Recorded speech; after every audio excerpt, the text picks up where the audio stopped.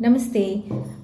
నేను గత కొన్ని వీడియోల్లో బంధాల గురించి మాట్లాడుతున్నాను కదా! బంధాలు ఎలా ఉండాలి? బంధాలంటే ఏంటి? మనం ఎప్పుడు బంధాల్లో హ్యాపీగా ఉంటాము. బికాజ్ మనందరం కూడా స్ట్రైవ్ చేసేది హ్యాపీనెస్ కోసమే. మనం అందరం కూడా జీవించేది ఆనందం కోసమే. సో, అయితే బంధాలలో ఉంటూనే ఆనందంగా ఎలా ఉండాలి అన్న దాని మీద గత కొన్ని వీడియోల్లో నేను మాట్లాడుతున్నాను.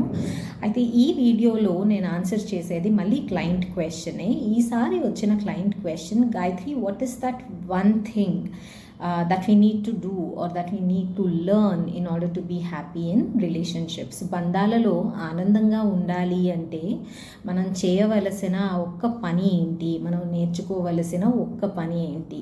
మనందరికీ ఎక్కువ చేయాలి అంటే బెంగొచ్చేస్తుంది కదండి. It's always one step at a time కదా. సో మార్పు ఎప్పుడూ కూడా ఒక స్టెప్తోనే వస్తుంది. అయితే బంధాలలో మనందరం కూడా ఆనందంగా ఉండాలి అంటే మనందరం చేయాల్సింది ఏంటి అంటే తప్పులు చేయడం కదా. ఇట్స్ హ్యూమన్ టు ఎర్. తప్పులు చేస్తాం. తప్పులు చేయకుండా ఎవరూ ఉండరు. తప్పులు చేయకుండా ఉన్నాము అని చెప్తున్నాము అంటే మనకి మనం తెలియదు అని అర్థం.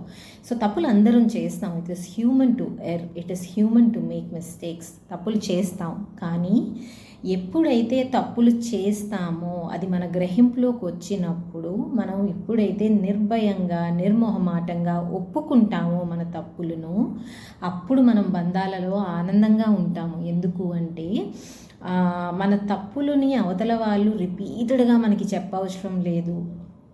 వీళ్ళు అర్థం చేసుకోవట్లేదు అన్న భావన వాళ్ళకి రాదు.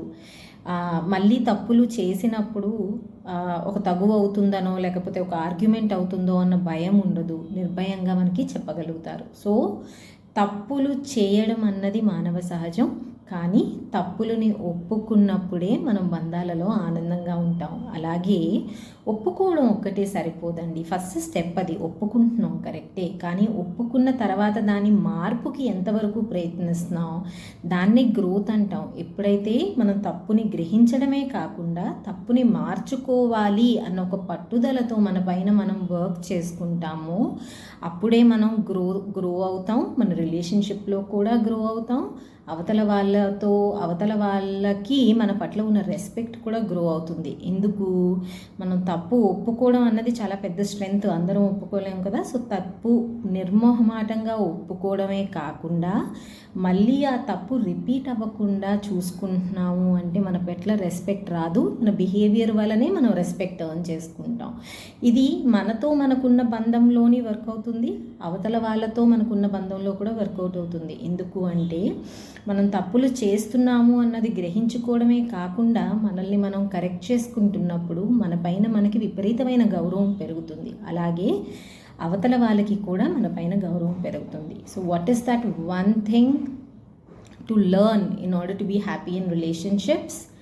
Learn to accept mistakes. It's human to make mistakes, but learn to accept mistakes.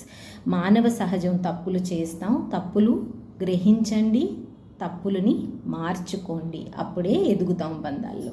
Thank you.